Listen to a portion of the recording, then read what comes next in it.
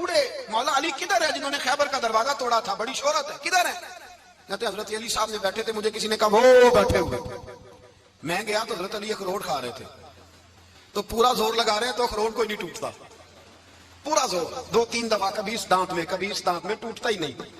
کہتے میں ہنسنے لگا تو حضرت علی نے مجھے پاس بلایا، کہا بیٹے ادھر آ۔ تو میں گیا تو کہنے لگے کیا سوچ رہا ہے؟ کہتے میں ڈر گیا، میں نے کہا حضور کچھ بھی نہیں۔ کہنے لگے نہیں جو سوچ رہا تھا تو بتا۔ میں نے کہا نہیں کچھ نہیں۔ اور ماننے لگے میں بتاؤں تو کیا سوچ رہا تھا؟ بتاؤں؟ کہ حضور بتائیے۔ آپ فرمانے لگے تو سوچ رہا تھا بابے سے اخروٹ تو ٹوٹتا نہیں، خیبر کیسے توڑ دیا تھا؟ تو سوچ رہا تھا کہ اس سے اخروٹ تو ٹوٹتا نہیں تو خیبر کیسے توڑا تھا؟ فرماتے ہیں میں نے کہا میں یہی سوچ رہا تھا۔ یہ جب عرض کیا نا تو فرماتے ہیں شیر خدا کا رنگ ہی بدل گیا، پہلے مسکرا رہے تھے پھر انداز بدل گیا۔ انہوں نے اپنے منہ سے وہ جو اخروٹ لگا تھا جھاڑا، ہاتھ منہ جھاڑے، امامہ سیدھا کیا اور فرماتے ہیں شیر خدا بن کے بیٹھ گئے۔ کہنے لگے بیٹے اخروٹ کو چھوڑ، کوئی خیبر آ تو لا، میں ابھی بھی توڑنے کو تیار ہوں۔ خیبر کوئی ہے تو لا، میں ابھی بھی توڑنے کو۔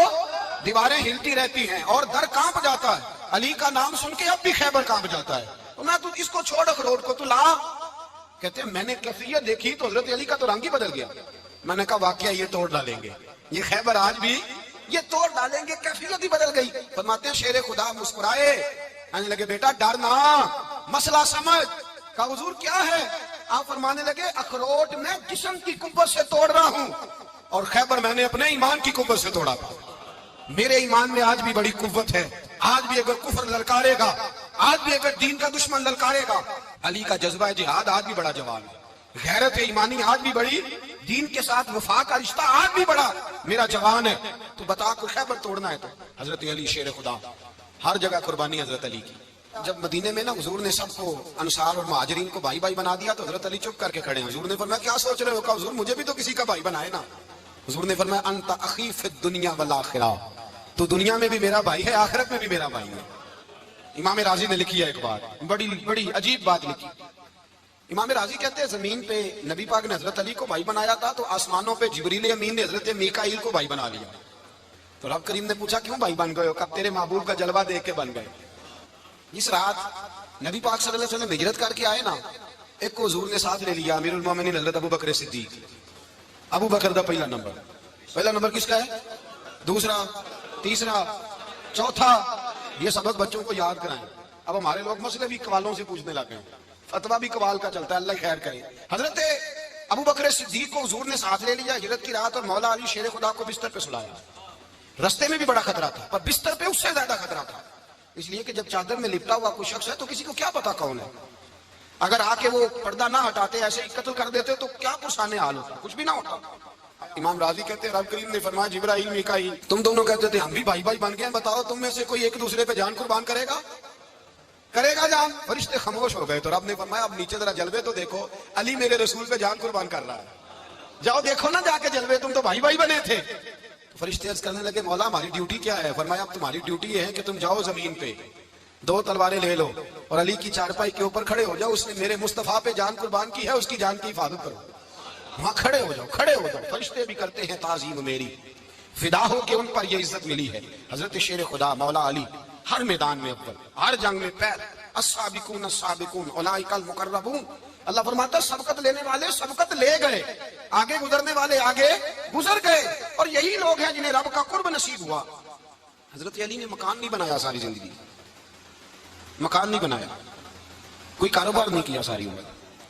اب اس پہلو پہ بھی ذرا غور کریں، حضرت علی رضی اللہ تعالیٰ عنہ نے کوئی بینک بیلنس نہیں بنایا۔ صحابہ کرام علیہم رضوان فرماتے ہیں بڑے بڑے رشتے آئے سیدہ فاطمہ کے لیے، بڑے بڑے امیر کبیر لوگوں، حضور نے فرمایا میں رب کے فیصلے کا انتظار کر رہا ہوں۔ ایک دن تینوں یار ان لوگوں کا خلوص دیکھے مولا علی کے ساتھ، حضرت ابو بکر، حضرت عمر، حضرت عثمان۔ حضرت علی ایک یہودی کے باغ میں مزدوری کر رہے تھے تو وہاں گئے اور جا کے کہا علی تو حضور سے سیدہ فاطمہ کا رشتہ کیوں نہیں طلب کرتا؟ تو حضرت علی کہنے لگے بھائیو نہ مکان ہے نہ گھر ہے نہ کچھ ہے، رشتہ کیسے مانگ لوں؟ کہا تو جا تو صحیح، ہمیں تو لگتا ہے رسول پاک تیرا انتظار کر رہے ہیں۔ مولا علی شیر خدا کہتے ہیں میں گیا اور جب میں حضور کی بارگاہ میں گیا تو انہوں نے مجھے یار تھے نا تیار کر کے بھیجا، مجھے لفظ بھی سکھائے کیا کہنے ہیں، لیکن جب میں وہاں پہنچا نا تو میرے اندر طاقت ہی ختم ہو گئی بولنے کی۔ سلام لے کے تو حضور کے پاس بیٹھ گیا، حضور نے فرمایا علی کیسے آئے ہو؟ تو میں خاموش، پھر پوچھا کیسے آئے ہو؟ میں خاموش، پھر پوچھا کیسے آئے ہو؟ میں خاموش۔ کہتے ہیں دلوں کا حال جاننے والے رسول نے فرمایا علی فاطمہ کے لیے آئے ہو؟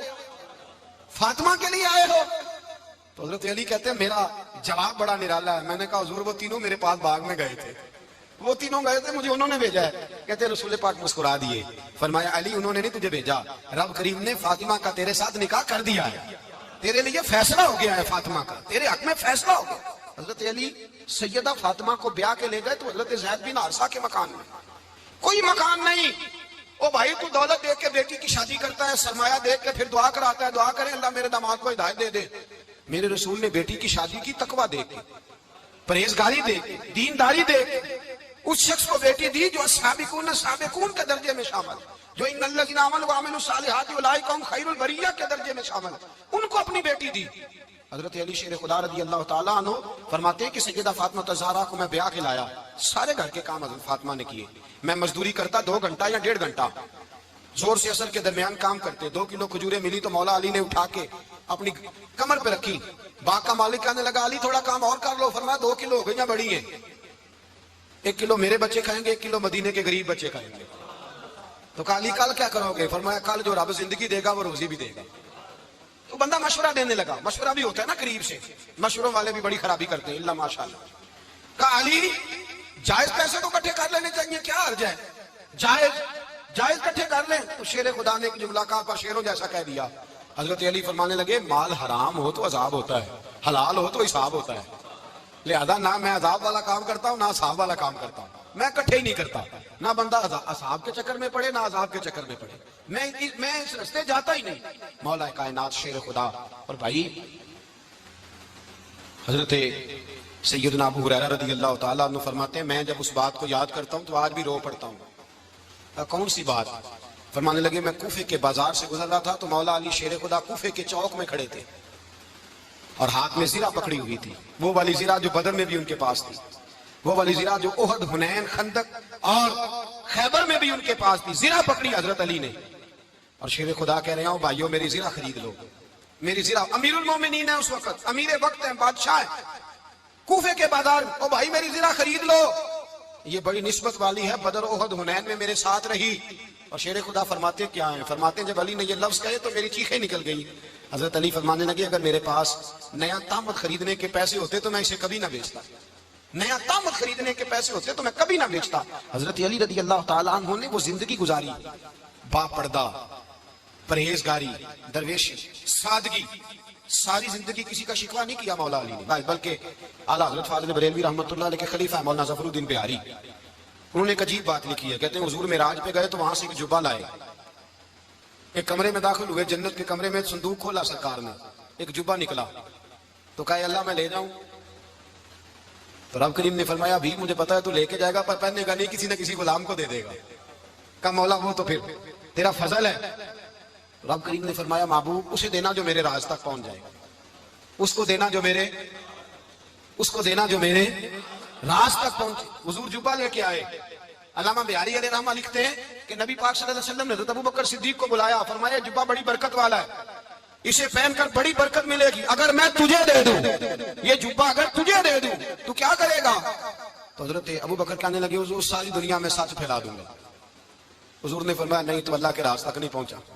حضرت عمر کو بلایا, کہا فاروق اعظم اگر آپ کو دے دوں تو کہا حضور عدل سے بھر دوں گا ساری کائنات. فرمایا بات تیری ٹھیک ہے پر راز الہی تک نہیں پہنچا.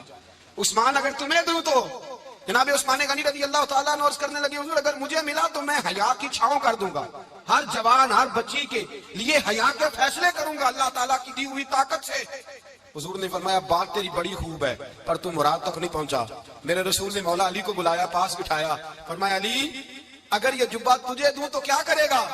حضرت علی نے آنکھ کھول کے حضور کا چہرہ دیکھا, عرض کرنے لگے محبوبہ اگر مجھے مل گیا تو میں اللہ کی مخلوق کی پردہ پوشی کروں گا, میں رب کی مخلوق کی میں پردے ڈالوں گا مخلوق کے ابوں پر, میں چھپاؤں گا اس جبے کی برکت سے. حضور کی آنکھوں میں آنسو آئے, فرمایا تو رب کے راز تک پہنچا ہے, جبہ تیرا ہی بنتا ہے, تو پہنچا ہے اللہ کے راز تک. میرے حبیب کریم سید عالم صلی اللہ علیہ وسلم کی خدمت میں کچھ لوگ آئے کہ حضور علی نے سختی کی ہے ہم پر, شیر خدا نے سختی کی ہے, بعض جنگ کے موقع پر کہیں سپاہ سالار بنے ہوں گے یا جو معاملہ تھا سختی کی ہے. کہتے ہیں حضور کی بارگاہ میں لفظ کہے تو نبی پاک ناراض ہو گئے. فرمایا تمہیں پتا ہے علی کون ہے؟ حضور کون ہے؟ فرمایا علی منی وانا من العلی, علی مجھ سے ہے، میں علی میں سے ہوں، علی مجھ سے ہے اور میں